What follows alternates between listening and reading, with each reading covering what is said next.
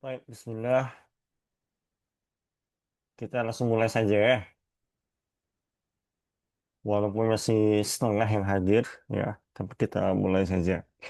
Assalamualaikum warahmatullahi wabarakatuh. Waalaikumsalam warahmatullahi Assalamualaikum warahmatullahi Waalaikumsalam wabarakatuh. warahmatullahi wabarakatuh. Alhamdulillahi ala ihsanih, wa syukru lahu ala taufiqi wa amtinaneh, wa ashadu an la ilaha illallah wahdahu la syarika lahu ta'ziman sya'nih.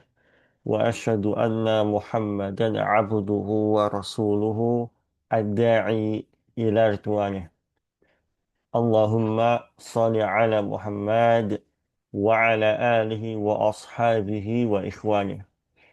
Alhamdulillah, Allah Jalla fi'ala kembali memberikan taufik ya kepada kita untuk ya kembali berjumpa pada pertemuan yang kedua.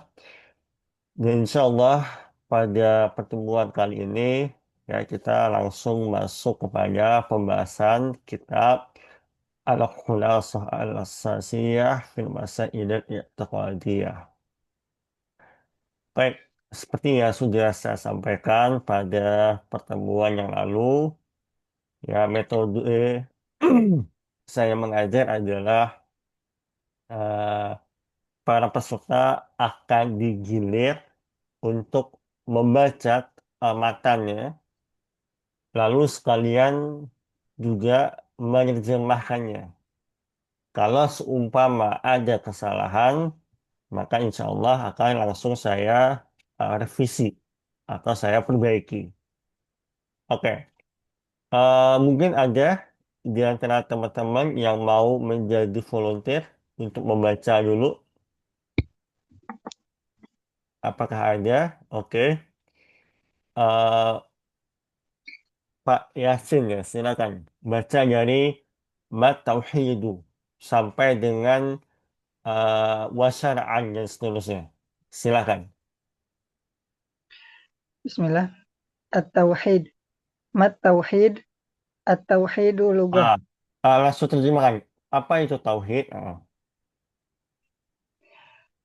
Mat-tauhid. Apa itu tauhid? Tauhid lugatan. Tauhid secara bahasa. Masdaru wahaddahu. Masdar dari Wahad. wahaddahu Ah, yuwahidu. Masdar dari wahaddahu yuwahidu. Ai ja'alahu wahidan. Yaitu menjadikannya satu. Wasyar'an. Dan secara bahasa. Ifradullahi ta'ala mengesahkan Allah mengesahkan Allah Ta'ala birububiyatihi dengan rububiyahnya wa uluhiyatihi dan uluhiyahnya wa kamali asma'ihi wa sifatihi dan dan menyempurnakan. sempurnakan nama-namanya dan sifat-sifatnya. Masya Allah. Jazakallah khairan ya Pak Yasin ya. Oke, kita bahas sedikit aja ya. Jadi kalimat at-tauhid itu ternyata ya masdar adalah wahada yuwahidu. Atau ya maknanya adalah ja'alahu wahidan, menjadikan dia satu atau esa begitu ya. Itu secara bahasa. Nah, adapun secara syar'i yang diinginkan dari tauhid adalah pengesaan dalam tiga aspek. Pertama ada rububiyah, kedua adalah uluhiyah, yang terakhir adalah asma wa sifat. Insya Allah akan ada tafsirnya atau penjelasan yang rincinya setelah ini. Nah, tapi mungkin nanti ada pertanyaan ya. Kenapa hanya tiga saja? Nah, ini teman-teman harus tahu. Pembagian tiga ini tidak ada ketetapan dari Rasulullah Sallallahu Alaihi Wasallam. Ini adalah hasil ijtihad para ulama saja. Ya, dari mengumpulkan dalil-dalil, akhirnya dirumuskan.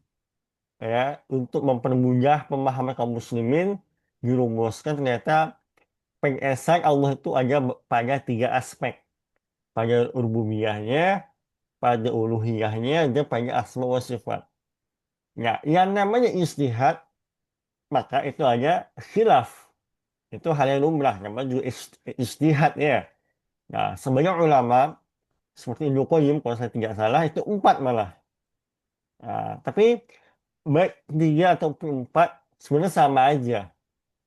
Intinya juga tiga aspek ini. Cuma sebanyak ulama ada yang merincikan lagi. Baik.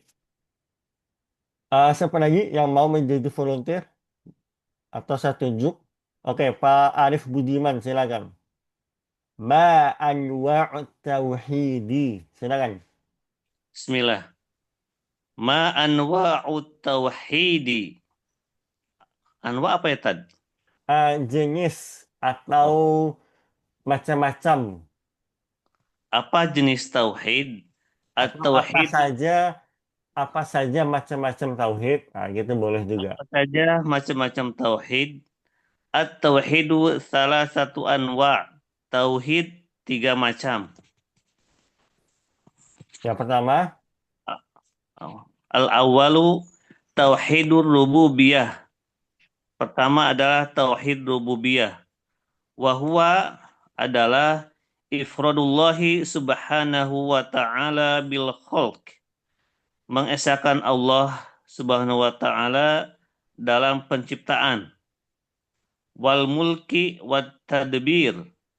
Dan eh, menguasai dalam kekuasaannya atau dalam kerajaannya dalam kerajaannya. Wat dan tadbir. tadbir itu dalam pengaturannya. Wat tadbir dan dalam pengaturannya. Ad-dalilu qauluhu ta'ala dan dalil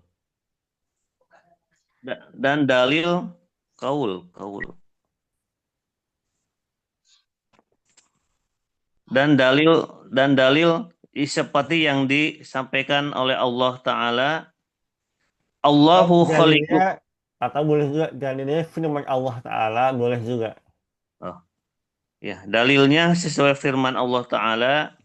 Allahu khaliqu kulli syai'in. Allah Allah tidak Pencipta. sama.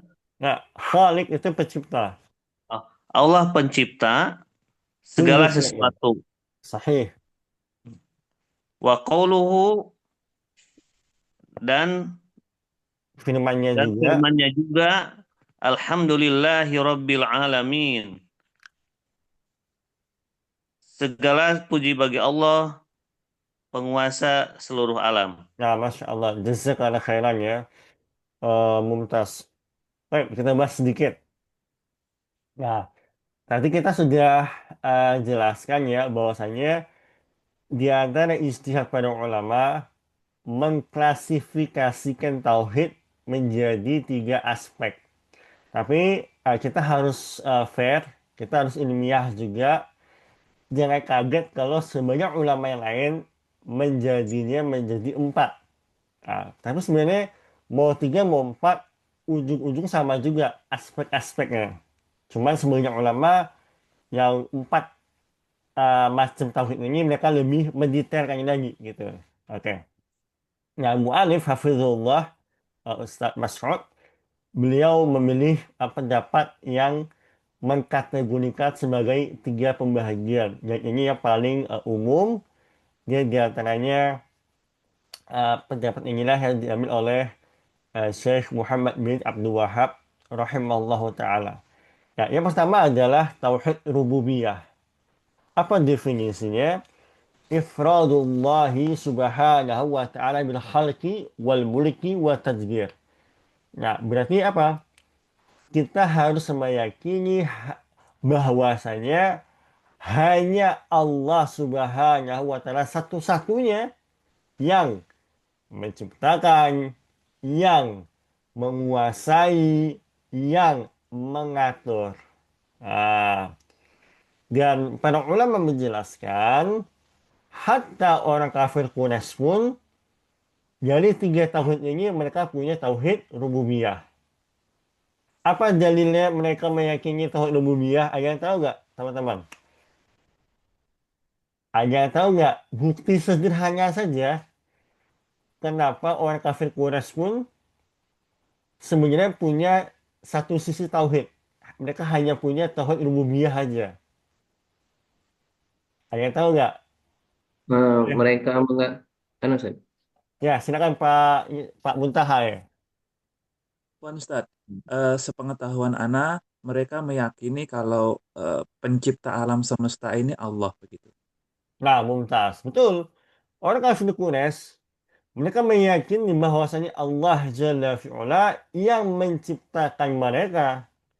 Bahkan mereka pun ketika dalam keadaan terdesak, doanya kepada Allah Ta'ala. Nah, nanti kita bahas ya, gimana letak kekafiran mereka. Kita nggak meragukan kafir Quraisy itu kafir. Ya, uang namanya kafir Quraisy. Ya, jelas kekafirannya. Tapi jangan salah, ya, mereka pun di satu sisi ya meyakini Allah Subhanahu wa taala yang menciptakan alam semesta yang menguasai. Makanya dulu ketika pasukan dari Yaman ya pasukan bergajah itu menyerang Ka'bah, kakek Rasulullah Sallallahu Alaihi Wasallam itu berdoa kepada Allah Jalla fi'ala untuk menjaga Ka'bah ya, menjaga Ka'bah. Di antara nafas doanya adalah eh, lebih kurang ya secara makna ya Allah engkaulah pemilik Ka'bah ini maka jagalah rumahmu kurang begitu. Nah, karena apa? Karena memang mereka masih meyakini Allah Jalla wa'ala yang menguasai dan yang menciptakan dan yang mengatur. Mereka masih meyakini. Tapi letak penyimpangan mereka adalah mereka meyakini ada sekutu-sekutu bersama Allah. Mereka meyakini berhala-berhala yang mereka pahat, berhala-berhala yang mereka buat pakai tangan liat itu membantu Allah Subhanahu wa taala wa iyadzubillah. Itu letak kekafiran mereka. Dan mereka juga tidak memiliki tauhid dalam uluhiyah. Nah, kita bahas nih. Tauhid uluhiyah, silakan Pak Muhammad Sofyan. Halo Pak Muhammad Sofyan. Oke, saya beralih ke yang lain aja. Bapak Aga Nugraha, silakan. Ya, Ustaz. Gimana, Ya. Ustaz? Asani Baca, ya, yang selanjutnya ya. Tauhidul Uluhiyati. Oh ya, Iya, bentar. Ustaz. Teman-teman, saran saya biasakan membaca harokatnya sampai akhir. Kenapa? Untuk melatih sensitivitas teman-teman terkait harokat akhirnya. Karena kalau Iya. teman-teman cuma baca disukunkan, misalnya Tauhidul Uluhiyah, sehingga nggak tahu nih dia harokat akhirnya apa.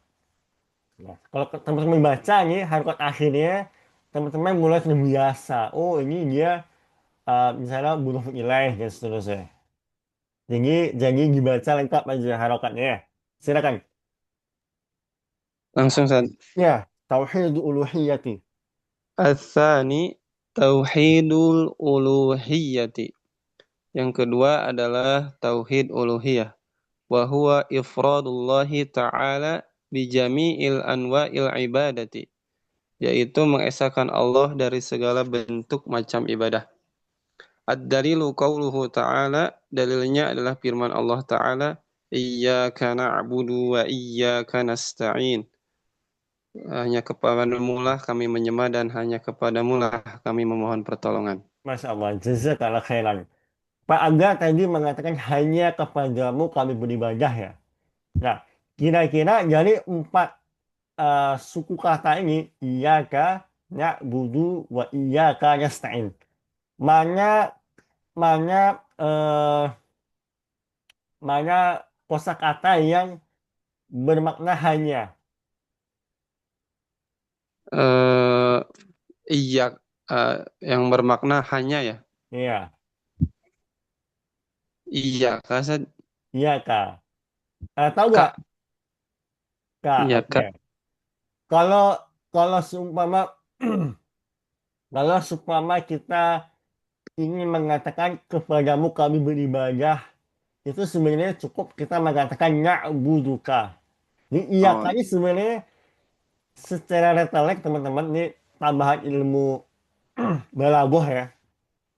Sebenarnya yang lazim itu na'buduka.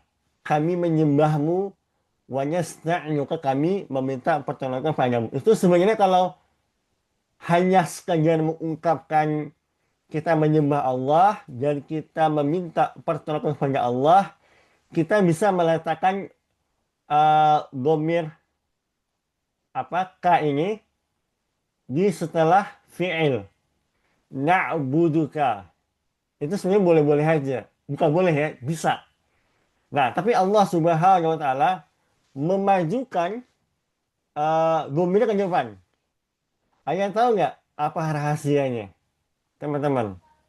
untuk lebih menekankan Ustaz, atau Oke, udah sedikit betul. Kurang kurang dikit lagi Untuk penjelasannya. untuk pembatasan Benar banget. Untuk al-hasr, pembatasan. Jadi ketika, ini kaidah balaghah ya. Ketika objek itu didahulukan di depan, maka secara balaghah itu bermakna al-hasr, pembatasan, eksklusif. Nah, masalahnya dhamir ini nggak mungkin dia sendirian di depan. Dia harus ada sesuatu yang menyangganya. Makanya ada iyaka. Makanya ada iya. Nah, makanya kalau digabung iyaka. Sebenarnya itu gabungan dari iya sama dhamir ka. Gitu. Itu tambahan faedah ya. Nah, maknanya apa? Maknanya adalah pembatasan bahwasanya ibadah ini betul-betul hanya untuk Allah Subhanahu wa taala. Ya. Dan disinilah letak penyimpangan ya kafir Quraisy. Ya, definisinya apa? Tauhid uluhiyah adalah ifradullahi ta'ala, ya, pengesaan Allah Subhanahu wa taala bijami'i, dengan segala atau semua anwa'il ibadah, semua jenis ibadah. Ya, semua jenis ibadah itu totally untuk Allah Subhanahu wa taala. Nah, ya kafir Quraisy letak penyimpangannya, mereka di satu sisi beribadah menyembah kepada Allah taala. Apa contohnya, teman-teman? Kalian tahu nggak contoh ibadah kafir Quraisy kepada Allah Subhanahu wa taala? Ada yang tahu? Haji. haji kan? Haji, benar banget. Haji ini adalah syariat Nabi Ibrahim yang masih dilakukan oleh kafir Quraisy. Makanya buat teman-teman yang belum tahu, atau saya kasih soalnya, uh, kalau orang-orang Yahudi jelas nabinya, jelas ya Nabi Isa, Nabi Musa dan seterusnya. Kalau kafir Quraisy, siapa nabi mereka yang terakhir sebelum Rasulullah Sallallahu Alaihi Wasallam? Ada yang tahu nggak? Nabi Ismail Nabi Ismail benar. Rasul terakhir ini siapa? Muhammad. Nabi Ibrahim Ustaz. Sebelum Nabi Muhammad ya, benar Nabi Ibrahim Nabi ya. Ibrahim Ustaz. Benar banget. Jadi Nabi Ibrahim ini Rasul mereka yang terakhir, ya. Rasul mereka yang terakhir. Makanya syariat yang dibawa oleh Nabi Ibrahim itu dipakai oleh kafir Quraisy. Di antaranya adalah haji. Nah, mereka ini punya dua penyimpangan. Pertama, berbuat bid'ah. Yang kedua, berbuat kesyirikan. Sebenarnya kesyirikannya juga asal mula dari bid'ah juga. Bid'ah mereka adalah, ya, dalam hal fikih ya, mereka mengubah tata cara haji dengan cara apa? Wanita-wanita mereka ini kalau tawaf kayak mana caranya? Kalian tahu nggak? Telanjang Ustaz. Telanjang, bener banget. Dia telanjang. Apa alasannya, tahu nggak? Ini bid'ahnya mereka nih. Karena bid'ah itu biasanya cenderung ada alasan ilmiah versi mereka nya. Kalian tahu nggak kenapa mereka harus telanjang? Hmm. Pens- Beribadah dengan cara pensucian diri, Ustaz. Tidak membawa harta yang haram. Itu begini juga. Ya, jadi diantaranya adalah itu pertama, yang kedua mereka mereka ini meyakini harta mereka itu berasal dari harta haram. Ya, entah dari judi lah, entah dari ribawi lah. Dan mereka mengira nggak pantas mereka tawaf menggunakan harta yang haram. Akhirnya mereka telanjang begitu. Dan bid'ah lainnya adalah mereka eh tawaf itu sambil apa? Bersiul dan tepuk tangan. Itu bid'ah dari tata cara ibadah. Nah, bid'ah dari sisi akidah, mereka menyeru kepada selain Allah Subhanahu wa taala, yang mana di sekeliling Ka'bah, bahkan di dalam Ka'bah ada berhala-berhala. Ada berhala-berhala. Dan saya kasih soalnya, siapa yang tahu orang Mekah pertama kali yang membawa berhala ke Ka'bah?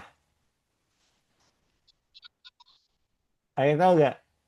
Orang Mekah nih yang dia ya punya saham dosa jariah nih sampai hari ini. Dia yang bawa berhala ke Ka'bah pertama kali. Ada yang tahu nggak? Lupa, Ustaz. Banyak lupa Sad. Yang kalau yang ingat tuh pedagang ya dari negeri lain. Oke, saya tahu. Namanya adalah Amir ibn Luhai al-Khuzai. Siapa namanya? Amir ibn Luhai al-Khuzai. Ya, beliau bukan beliau sih, dia orang yang pertama kali membawa berhala ke Ka'bah. Saya cerita sedikit ya, nggak apa ya. Jadi Amir bin Luhai ini dia dari suku Khuza'ah. Jadi suku Khuza'ah ya, yang mana suku Khuza'ah ini adalah penguasa Mekah. Dia adalah penguasa Mekah. Sebelum Khuza'ah ini, yang menguasai atau mengontrol Mekah adalah suku Jurhum. Suku Jurhum. Nah, setelah sekian tahun berganti ke suku Khuza'ah. Nah, si Amr bin Luhai ini ketika dia ke Syam, dia melihat orang Syam ini, oh dia punya sesembahan gitu loh. Kok mantap betul. Orang Syam ini punya Tuhan yang bisa dilihat. Punya sesembahan yang bisa ada fisiknya. Nah, akhirnya si Amir bin Luhai ini, dia ke Mekah bawa oleh-oleh. Bawa oleh-oleh berhala namanya Hubal. Oleh-olehnya berupa berhala namanya Hubal. Ditaruh di Ka'bah. Nah, pertanyaannya, kenapa orang Quraisy di masa itu nggak protes? Ada yang tahu nggak? Kali pertama kali nih, ada orang bodohnya bawa berhala ke Ka'bah. Tapi orang Quraisy nggak protes dulu. Ada yang tahu nggak rahasianya apa? Amr bin Luhai termasuk orang yang dermawan saja. Begini Termasuk banget, dia tuh dermawan banget. Dia sangat dermawan. Dia sangat dermawan. Setiap ada jemaah haji, itu mesti dia kasih perbekalan, dia kasih makan, dia kasih minum, dia jamu gitu ya. Bahkan mungkin dikasih uang mungkin barangkali gitu ya. Akhirnya dia menjadi sosok filantropis. Ya, sosok yang paling dermawan salah satunya adalah Ahmad bin Luhai, dan dia pengusaha kaya raya. Nah, akhirnya ketika dia membawa membawa berhala, orang-orang Quraisy ini segan, agak segan, agak sudah terlanjur fanatik sama si Ahmad bin Luhai ini. Mayoritasnya fanatik, ya. Orang kalau sudah fanatik ya, disuruh cium kaki pun juga mau. Begini nggak? Begini nggak di YouTube? Orang sakit fanatik ya, minum air kaki gurunya pada rebutan. Punya lihat nggak, teman-teman? Ustaz. Punya lihat ya?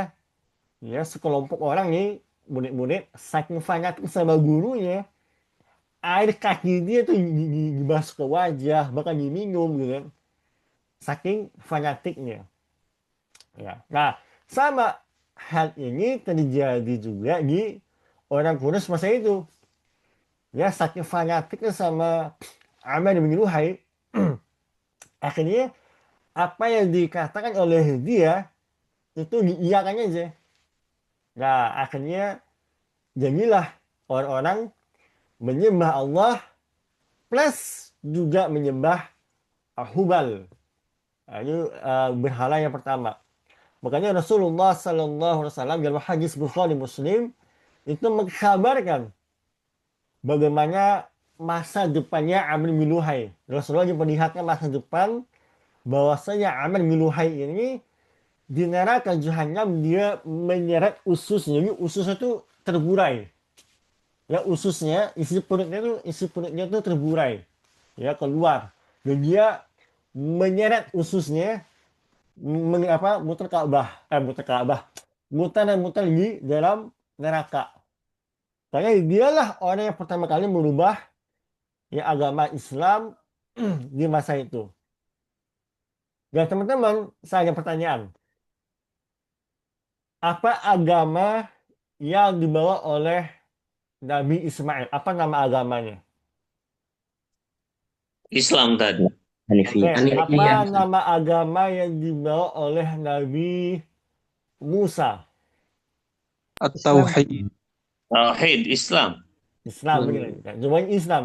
Nama agama itu sama. Jadi zaman Nabi Adam sampai Nabi Muhammad SAW itu Islam semua nama agamanya. Ya, jadi nama semua agama itu ya Islam. Baik. Kemudian saya mau bahas sedikit ya perkara yang agak lebih sensitif ya. Masalah ifradullah ya dalam bab uluhiyah. Kenapa para tukang sihir ya itu dikafirkan oleh para ulama selain karena nasa jelas sekali ya. Di antaranya karena mereka melakukan penyembelihan ya selain kepada Allah. Saya pernah punya pasien ruqyah gitu ya. Dia diminta oleh dukun untuk kalau mau sembuh dari penyakit, diminta oleh dukun untuk menyembelih ayam hitam lalu dibagikan ke masyarakat dagingnya buat dimasak. Sekilas ini kesannya baik, ya kesannya pas sedekah ke masyarakat. Tapi di mana letak kesyirikannya? Ada yang tahu nggak? Mewajibkan ayam hitamnya tadi. Nggak, bukan itu. Bukan misalnya letak itu bukan letak kesyirikannya. Niatnya. Menyembelih menggantungkan kepada selain Allah. menggantungkan kesembuhan dari penyembelihan ayamnya, Ustaz. Bukan tepat, bukan itu salah. Itu memang sebuah kesalahan, tapi bukan di sana letak kesyirikan akbar ya. Niat. Menyembelih kepada Selain selain Allah. Allah. Apa menyembelih apa? Mempercayai tukang sihirnya, Ustaz. Itu memang kesyirikan, tapi bukan itu intinya. Yang lain Menyembelih kepada selain Allah. apa? Menyembelih kepada selain Allah. Benar banget, itu poinnya. Orang-orang ini menyembelih bukan hanya Allah Ta'ala. Karena gini, penyembelihan itu teman-teman, azab ya, apa penyembelihan itu kayak kurban itu teman-teman, itu ibadah nggak? Kurban itu Ibadah, Ustaz. ibadah ya. Nah, tahu nggak letak ibadah di mana? Kurban itu sebenarnya intinya di mana? Ada yang tahu nggak? Apakah Pada saat ketika kita membagikan dari kurbannya, apakah itu inti kurban atau apa? Penyembelihannya. penyembelihannya pada mengucapkan Allahu Akbar itu tadi. Nah, intinya adalah ketika mengalirkan darah hewan itu intinya. Jadi ibadah kurban itu adalah ibadah mengalirkan darah hewan kurban, itu intinya. Ya, dan itu yang Allah lihat. Bukan masalah dagingnya, enggak. Tapi mengalirkan darah itu hanya untuk Allah Subhanahu wa Ta'ala. Termasuk juga menyembelih ayam, walaupun nanti dibagikan ke masyarakat, tapi ketika dia menyembelih itu, dia mengalirkan darah ayam hitam ini bukan untuk Allah Subhanahu wa Ta'ala, tapi buat siapa?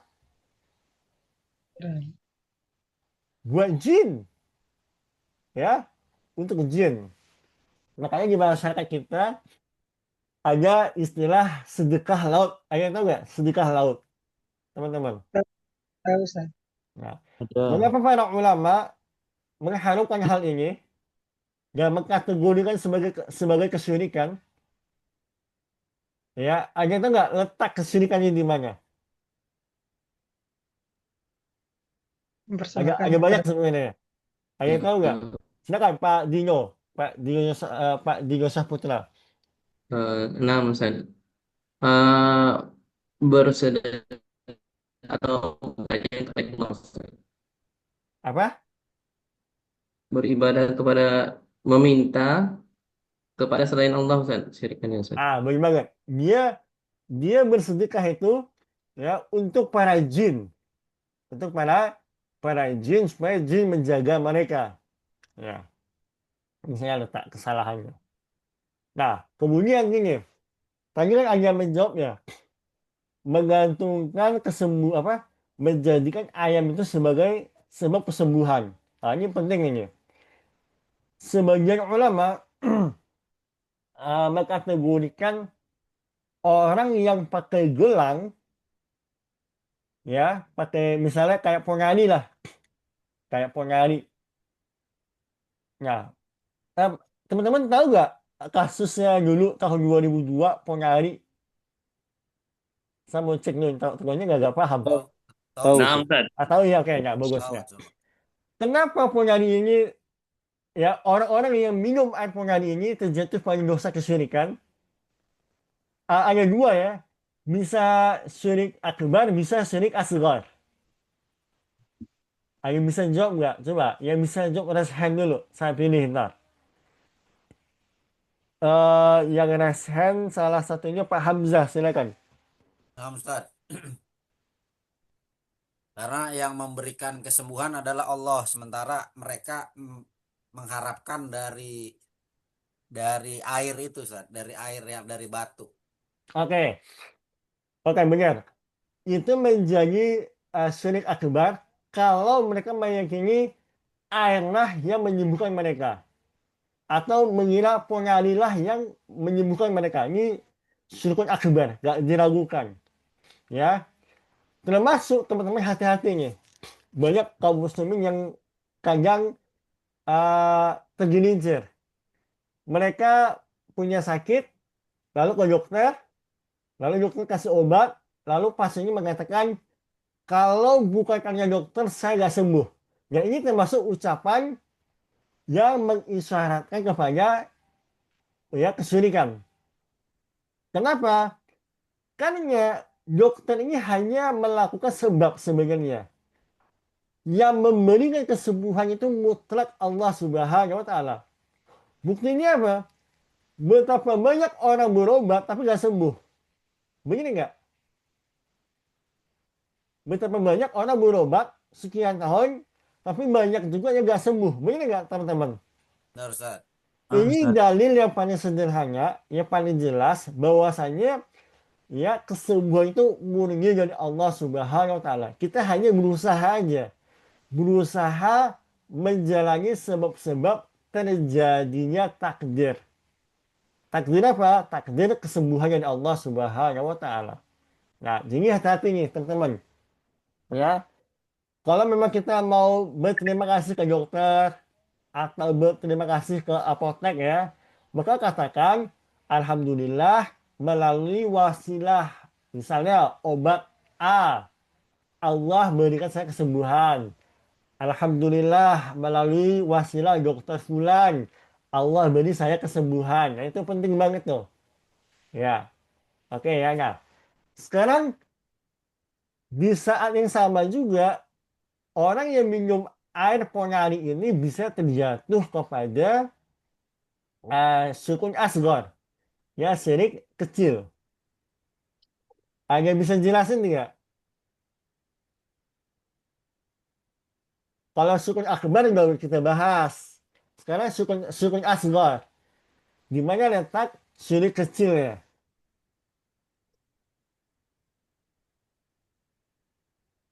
Yang bisa jawab bisa langsung open mic gak apa-apa.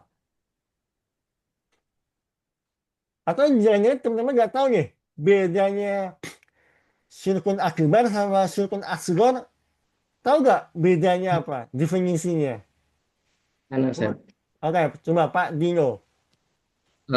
kalau syirik asghar itu masih meyakini bahwa itu kalimatnya akan tapi dengan perantaranya Ustaz, dengan batu tadi, dengan si ini tadi itu meyakini Ustaz. Tapi ya tetap meyakini eh, eh, Allah sebagai ya menjelaskannya. Oke, jazakallahu khairan. Yang lain ada mau coba? Boleh langsung open mic gak apa-apa. Perbedaan syirik kecil sama syirik besar. Ayo. Syirik akbar mengeluarkan seseorang ke dalam Islam, syirik asghar tidak, hanya dosa besar saja. Oke, masalah Mumtaz ya. Konsekuensi dari syirik akbar itu jika dia gak bertobat, sorry, dia secara otomatis keluar dari millah, ya keluar dari Islam. Itu syirik akbar. Kalau syirik asghar, ya dia tidak sampai batal keislamannya. Nah, sekarang masalahnya orang yang minum air ponari, dia meyakini Allah yang memberikan kesembuhan. Yakin dia. Ponari nggak menyembuhkan. Yang menyembuhkannya Allah. Oke? Tapi dia masih terjatuh pada syirik asghar. Ayo, di mana letak poinnya? Ayo, coba analisa teman-teman. Ya, Pak Ya, Hamzah Ustaz, silakan. karena model penyembuhannya tidak ilmiah Ustadz, karena kategori untuk dikatakan ilmiah itu selain misalnya ada dalil, terus kedua harus ilmiah. Misalnya kayak berobat dengan dokter, ya karena dokter ngasih obat dan sebagainya itu ilmiah Ustadz. Sementara yang dilakukan pengobatan ponari ini kalau boleh dikatakan secara ininya sama juga dengan mendatangi dukun Ustadz. Oke, jawaban Pak Hamzahnya udah saya kasih nilai setengah. Kurang setengah lagi. Saya kasih clue ya. Orang yang pakai gelang atau orang pakai cincin, enggak, orang pakai gelang magnet, ya, padahal secara medis itu gak terbukti, dia secara pengalaman gak ada orang sembuh juga, tapi dia meyakini kalau pakai gelang ini eh, dia menjadi lebih sehat misalnya, atau penyakit dia hilang. Ini juga kata para ulama termasuk syirik asgar. Ya, gimana letak poin kesyirikannya? Ingat, kalau kita bahas kesyirikan, berarti ada menduakan Allah. Oke ya, itu poinnya, itu clue-nya. Kalau kita bahas kesyirikan, mau dia asgar, mau dia akbar, maka ada poin menduakan Allah. Nah, kira-kira gimana letak kesyirikannya? Menjadikan sebab yang bukan sebab Bentar, siapa untuk tuh? Siapa yang ngomong Pak? Siapa menjadi sebab apa tadi? Anasat, menjadikan sebab yang bukan sebab sebenarnya untuk penyembuhan. Bener banget. Gue ada seperempat lagi. Letak kesyirikannya gimana? Itu udah bener.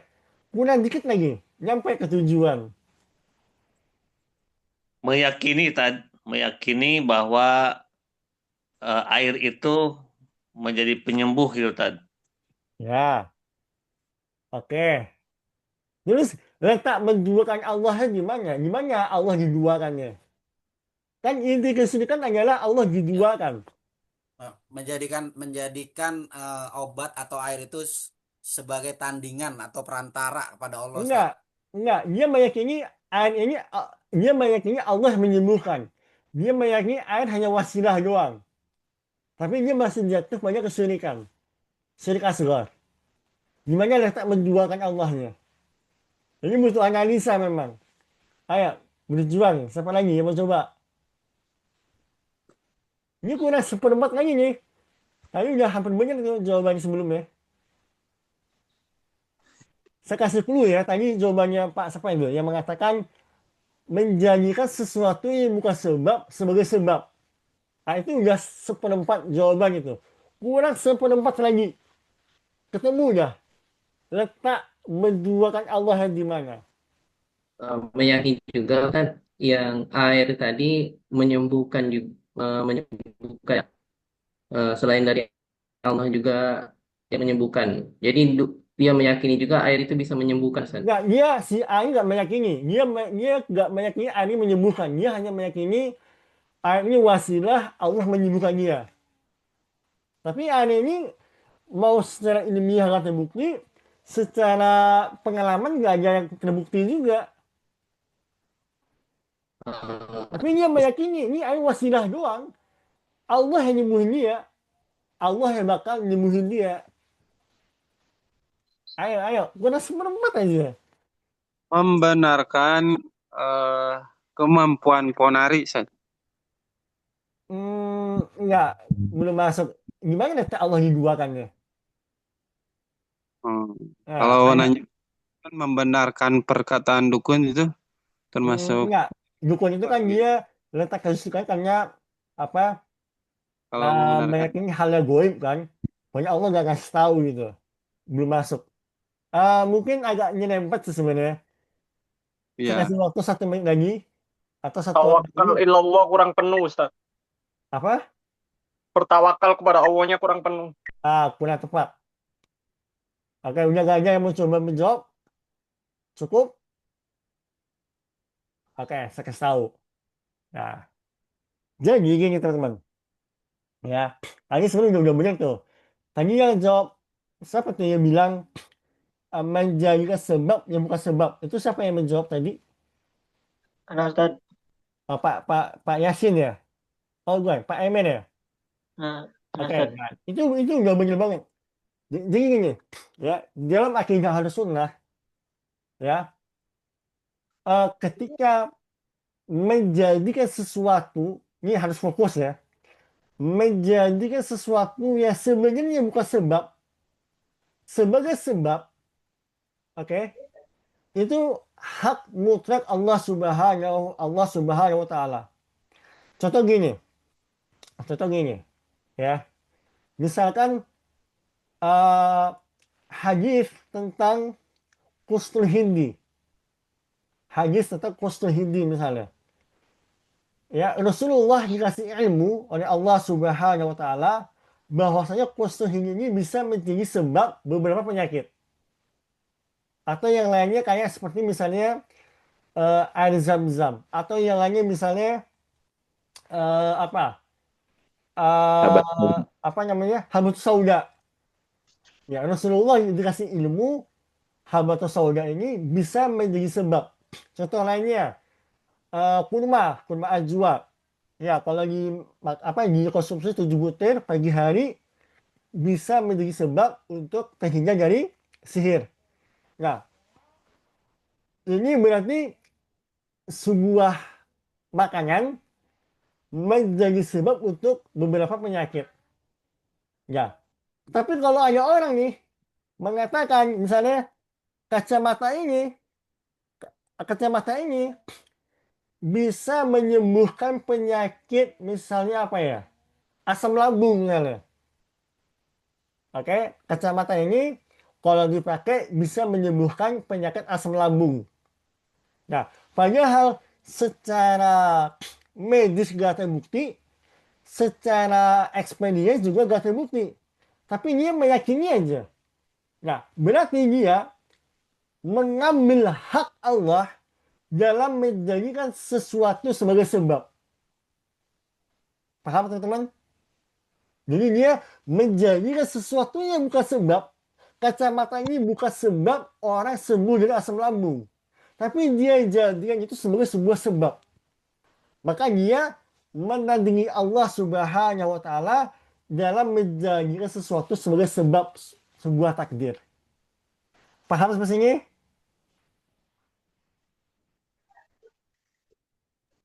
Paham, Paham Ustaz. atau nggak paham ini? Paham, Paham, Ustaz. Ustaz, Oh, insya paham, Allah. Ustaz. Paham ya? Oke, Anda bisa ngulangi nggak? Satu orang aja. Poinnya apa? Biar saya agak tenang ini. Takutnya salah paham. Satu orang aja. Anda bisa ngulangi nggak? Nah, Ustaz, Silakan Pak Teguh. menjadikan sebab dari sesuatu yang bukan sebab adalah hak mutlak dari Allah Subhanahu wa Nah, taala. oke, alhamdulillah. Nggak paham ya.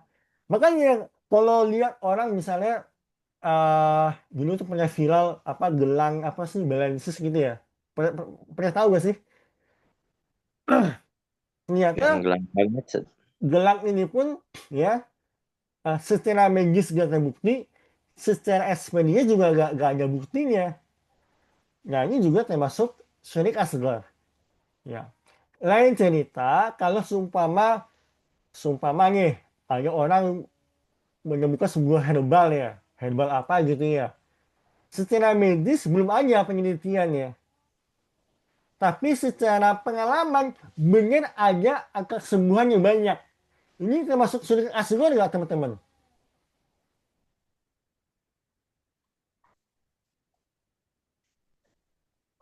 Halo? Tidak, Ustadz. Bukan Enggak ya. termasuk.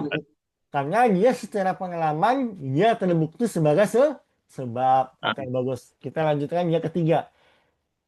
Siapa yang mau jadi volunteer? Pak Asep. Pak Asep Hasan, halo, assalamualaikum. Salam, Ustaz. Silakan Pak Asep. Yang ketiga. Tadinya mau nanya dulu, Ustaz. Oh ya, silakan. Menurut Ustadz, ini yang 3 sifat tauhidiyah ini siapa yang mengkodifikasinya, Ustadz? Jadi kan ya kan pasti ini ada tauhid ini mungkin ada yang 3 hal ini ada yang membuatnya lah gitu kan. Oke. Gitu kan. Nah ini ya pengen tahu marojinya dari siapa gitu, Ustadz. Gitu, Ustadz. Oke. Seperti yang saya sebutkan di awal tadi, salah satu adalah Syekh Muhammad bin Abdul Wahab. Dia salah satunya. Kalau ulama yang lain malah 4 malah. Kayak Ibnu Qayyim. Kalau Ibnu Taimiyah, setahu saya juga 3. Nah, kenapa para ulama mengklasifikasikan sebagai 3 kelompok saja? Karena kalau ditarik semua ayat-ayat bertema tauhid, misalnya dikumpulin nih dari Al-Fatihah sampai Anas nih, ya dikumpulin semua dalil, itu kalau dilihat-lihat kata para ulama dilihat-lihat, ya itu ujung-ujungnya ketiga doang. Kalau nggak tauhid rububiyah, pasti dia ke tauhid uluhiyah atau dia pasti ke tauhid asma wa sifat. Itu aja larinya. Jadi sama kayak ilmu bahasa Arab nahwu sorof. Di zaman Nabi ada nggak kaidah nahwu sorof teman-teman? Nggak ada, Ustaz. Nggak ada. Dan kaidah nahwu sorof ini, nahwu khususnya, itu baru ada di zaman Ali. Jadi bagaimana mereka buat kaidah nahwu ini? Mereka kumpulin semua tata cara bahasa Arab yang benar, ya, lalu mereka kelompokin.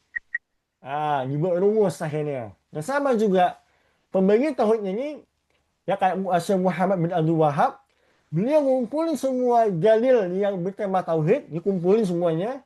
Lalu beliau lihat, ini dari semua dalil ini, ujung-ujungnya ketiga hal doang. Mau ditarik kemana pun ketiga hal doang. Kalau nggak ke tauhid rububiyah, atau tauhid uluhiyah, atau asma wa sifat. Gitu. Sebagian ada yang membaginya kepada tauhid yang lain, ya keempat, tapi ujung-ujungnya sama juga, kembali ke tauhid rububiyah juga sebenarnya. Gitu. Oke ya, Pak Hasan ya. Ya, ada Oke, pendapat silakan Pak lain, Hasan. Ustaz. Kalau menurut Ustaz gimana? Pendapat lain yang bahwa sifat Allah itu ada yang sifat wajib, kemudian juga ada yang mustahil, juga sifat jaiz. Bagaimana menurut Itu pendapat Ustaz? sebenarnya jatuhnya itu sebenarnya ujung-ujungnya masuknya ke asma wa sifat juga. Ujung-ujungnya, karena itu kan pembahasan asma wa sifat. Jadi ujung-ujungnya itu nggak, iya, tanpa dipecah pun sebenarnya itu udah terwakili oleh rumus di asma wa sifat sebenarnya. Jadi tanpa dipecah pun sebenarnya itu udah ada di pembahasan asma wa sifat gitu. Cuman sebenarnya orang membaginya, memecahnya. Sebenarnya nggak usah dipecah, karena itu udah ada di asma wa sifat. Oke, Pak Hasan? Kalau menurut Ustadz ada juga yang menganalogikan ya tiga sifat ini dengan afwan dengan trinitas Ustadz. Bagaimana Iya, pendapat Ustadz? Nah, oke. Eh, dia ini nggak paham tujuan para ulama membagi ini bukan untuk trinitas, tapi untuk memudahkan orang awam belajar. Sama gini ya, kalau kita nggak boleh buat rumus seperti ini, berarti sama saja kita nggak boleh buat rumus nahwu sorof. Kira-kira Pak Hasan susah nggak belajar bahasa Arab tapi nggak pakai rumus nahwu sorof? Susah nggak kira-kira? ya, Yang kedua, kira-kira orang susah nggak Pak Hasan belajar misalnya hukum waris tapi nggak pakai rumus hukum waris? ya, Susah nggak? ya. Dulu aja nggak Rasulullah ngajarin rumus waris? Rumusnya ini aja nggak Rasulullah ngajarin? Nggak Nggak ada, aja kan? nggak ada. Kenapa aja sekarang? Apa tujuannya diadakan rumus-rumus ini? Untuk apa tujuannya? Memudahkan. Memudahkan. Mudahkan. Oke. Apa tujuan Ali bin Abi Thalib membuat rumus nahu? Apa tujuannya? Memudahkan belajar. Memudahkan. Sama. Para ulama merumuskan tauhid ini semata-mata untuk memudahkan orang awam belajar agama. Karena nggak mungkin orang awam ngumpulin dalil semuanya, lalu dia telaah sendiri, nggak mungkin, itu susah. Sama juga dalam pembahasan mazhab misalnya. Kenapa para ulama itu membuat fikih mazhab? Ayo tahu gak teman-teman? Faedahnya apa? Kenapa ada qawaid fiqhiyah, kaidah fikih? Kenapa ada usul fikih? Zaman Nabi dia ada usul fikih, gak ada qawaid fikih. Ayo tahu nggak? Kenapa di zaman belakangan ini ada kaidah fikih lah, usul fikih lah? Ayo tahu nggak? Kenapa ada? Kayak Untuk memudahkan memudahkan belajar dan memahami Ustaz. memahami. Memudahkan orang awam belajar. Itu rahasianya. Dan para ulama ini ketika membuat kayak Imam Syafi'i ya, buat usul buat kaidah fikih, itu dia nggak ngelantur. Dia ngambil semua dalil fikih, lalu dia lihat nih pola-polanya. Oh, ini pola-polanya sama aja kelompokin. Ini pola-polanya sama aja kelompokin. Oh, ini pola-polanya sama aja kelompokin. Lahirlah kaidah fikih. Sama masalah tauhid juga. Para ulama ngumpulin semua dalil tauhid, ya. Lalu dilihat, oh ini ayat ini kok polanya sama ya? Oh berarti ini ayat-ayat tentang rububiyah. Lalu ada ayat lain nih dikumpulin, ayat-ayatnya, hadis-hadisnya. Wah, ini satu tema nih. Temanya tema uluhiyah, temanya tema ibadah. Apa? Dijadikan satu kelompok, satu kategori. Lalu dicari lagi. Wah, ini ada ayat tentang sifat Allah, ada ayat tentang nama-nama Allah. Wah, ini satu tema nih. Lagi jadikan satu tema sendiri, tema asma wa sifat. Dan ini berlaku di semua bab dalam pembelajaran Islam. Semua rumus, semua kaidah, semua pola yang ada hari ini itu semata-mata untuk memudahkan pembelajaran bagi orang awam. Jadi nggak tepat ya. Saya tahu, saya pernah lihat itu videonya, sebagian orang-orang yang menolak pembagian tahun ini, bahkan dalam rangka mengejek ya, mengatakan Ahlus Sunnah itu sama aja kayak Nasrani, ya Trinitas. Enggak lah, Trinitas itu dia jelas objeknya lebih dari satu yang disembah. Sedangkan ini pembagian tahun ini hanya rumus. Bukan kita menyembah 3 rumus, enggak. Kita menyembah hanya Allah aja. Cuman untuk memudahkan orang awam paham hakikat tauhid, dibuatlah rumus. Rumus tahu ya, rumus ya, formula. Nah, dibuatlah formulasi untuk memudahkan orang awam belajar gitu. Sama juga agak aneh sebagai orang kita ini mempermasalahkan masalah mazhab. Itu aneh. Kenapa? Mazhab ini hanya rumus, hanya formulasi aja. Ya, hanya formula aja untuk memudahkan orang memahami fikih. Ya, sama juga orang yang mempermasalahkan usul fikih. Itu juga aneh. Kenapa? Walaupun kata mereka zaman Nabi gak ada mazhab. Zaman Nabi gak ada usul fikih. Memang gak ada. Sebagaimana zaman Nabi gak ada mubtada khobar. Saya tanya, ada gak hadis Rasulullah jelasin mubtada yang khobar? Ada gak, teman-teman? Ya, Gak ada. Tapi apakah itu menjadi bid'ah hari ini? Tidak. Enggak dong. Karena kan itu hanya rumus, hanya formulasi. Ya. Oke, karena sudah jam 6:30 ya. Bahkan lewat 1 menit, saya mohon maaf lebih semenit ya. Insya Allah kita berjumpa lagi pada pertemuan yang akan datang. Senang belajar bersama dengan teman-teman sekalian.